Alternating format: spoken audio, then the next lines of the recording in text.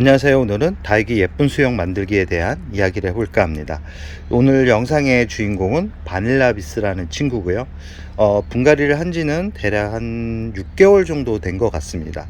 예전에 바닐라비스 하면 가격이 높았던 그런 다육이로 생각이 많이 되어지는데요. 요즘은 가격이 많이 착해진 그런 품종인데 참 매력적인 그런 품종이고 자구가 잘 나오는 그런 품종이기 때문에 다육이를 쉽고 예쁘게 키우고 싶은 분들이라면 오늘 소개해드리는 이 바닐라비스를 한번 꼭 생각했다가 구입하는 것도 좋을 것 같습니다.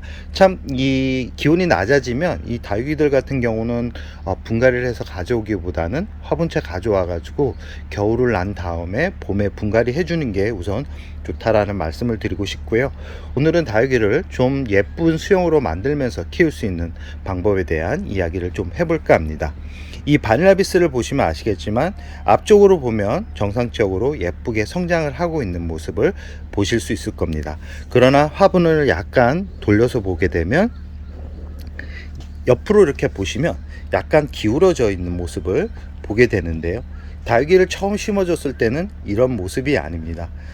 중간중간 줄기가 위로 올라가면서 정상적인 그런 수영을 만들어 가고 있었는데 제가 다육이를 많이 키우다 보니까 이 화분 하나하나에 신경을 쓰기가 쉽지 않습니다. 그러다 보니까 이 위쪽에서 있는 정상적인 얼굴만 보고 화분을 그대로 두었다가 이런 모양이 만들어 가고 있는 것을 발견했는데요.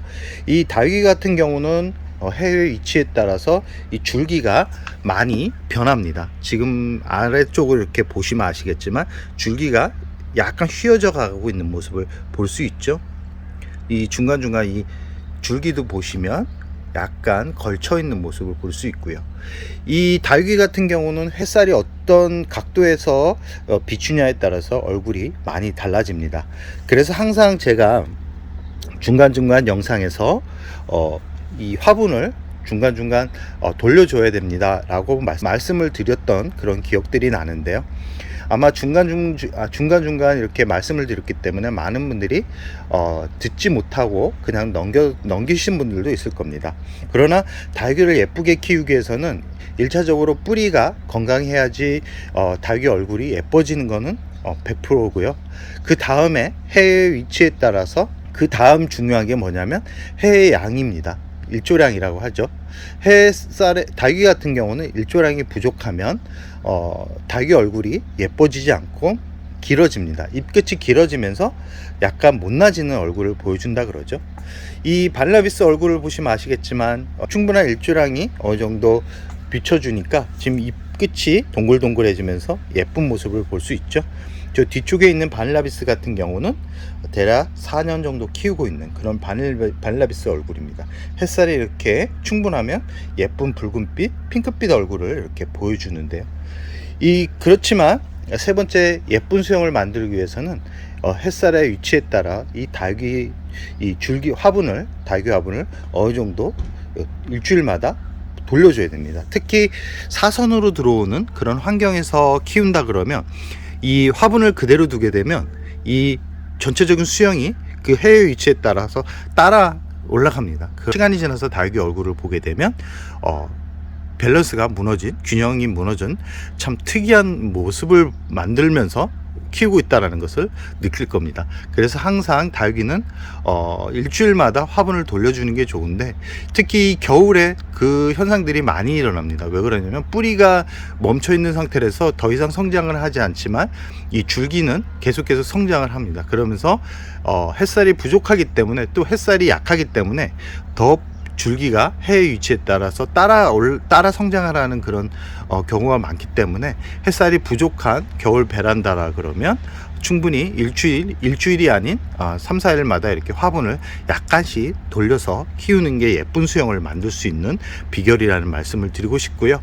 그 다음에 이 화분을 돌려서도 해결이 안 된다 그러면 어떻게 해야 되냐면 이 분재철사가 있습니다. 분재철사로 약간 잡아주는 게 좋은데 분재를 키울 때 분재철사를 이용해 가지고 수영을 만들듯이 이 다육이 또한 똑같습니다. 대를 세워 가지고 약간 줄기에 무리가 오지 않는 선에서 묶어서 다육이 줄기가 틀어지는 것을 예방을 할 수도 있고요. 지금 뒤쪽에 있는 화분을 보시면 아시겠지만 이렇게 돌을 이용해 가지고 이 축 처지는 그런 줄기 같은 경우는 이렇게 돌을 이용해 가지고 받쳐서 더 이상 아래로 처지지 않게 예방을 하는 게 좋습니다. 이런 경우가 다 되었는데도 줄기가 이상하게 틀어진다 그러면 이 실을 이용해 가지고 묶어주는 것도 이 달귀를 예쁘게 만들 수 있는 방법이라는 말씀을 드리고 싶습니다.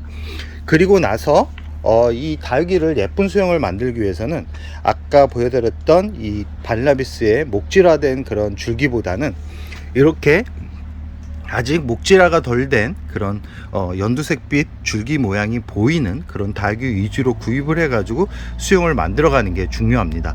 이 목질화된 줄기 같은 경우는 쉽게 줄기 변형이 오지 않습니다.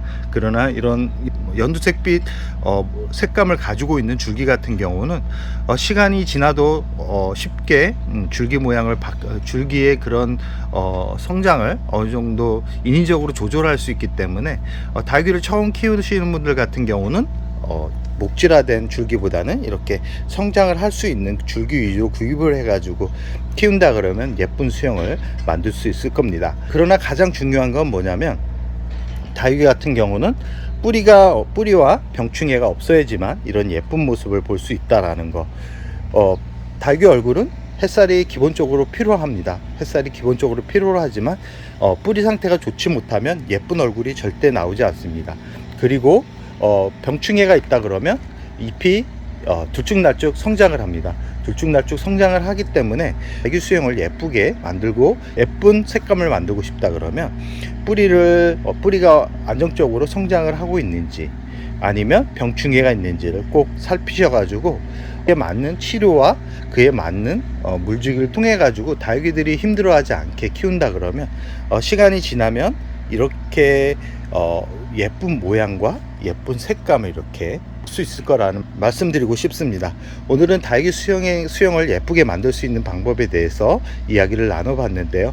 달귀들이 참 예뻐지는 계절입니다. 그리고 물주기 참 좋은 계절이고요. 아직까지는 노숙을 해도 큰 문제가 되지 않는 그런 계절이기 때문에 12월이 오기 전에 더 예쁘게 만들기 위해서 최선을 다해보는 시간을 가져보는 것도 좋을 것 같습니다. 그럼 오늘의 영상을 여기서 마무리할까 합니다.